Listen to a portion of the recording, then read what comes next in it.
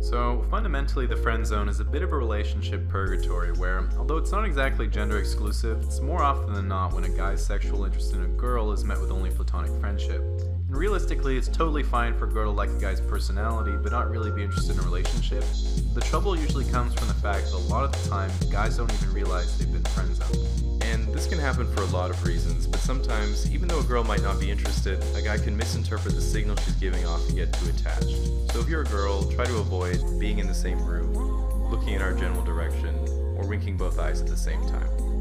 And sometimes, if a guy really doesn't get it, you might have to clearly tell him that you're only friends, or he's probably going to end up with hurt feelings at one point or another.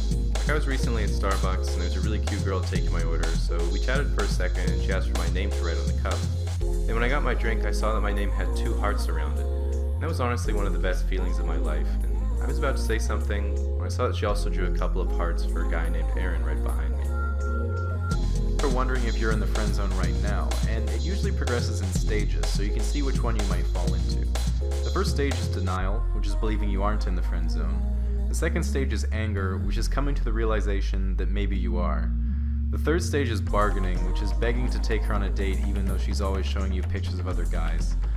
The fourth stage is depression, which is realizing she was showing you those pictures because she thought you were gay. And finally, the fifth stage is acceptance, which is realizing that one of them's pretty cute, so you have to leave. Now, the most important question of all is, can you get out of the friend zone? And interestingly, not too long ago, I was reading that a few psychologists at Penn State actually compiled a practical guide for men to get out of the friend zone. It looks like this.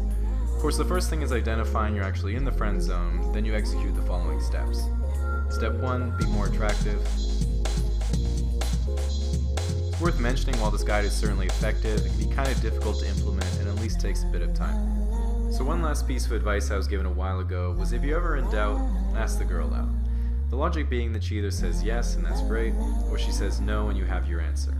But I've realized that this saying greatly underestimates my power for debilitating retrospection, which is why next time we're talking about how to get out of the friend zone and into the friend with benefits zone, where nothing goes wrong and no one gets too attached.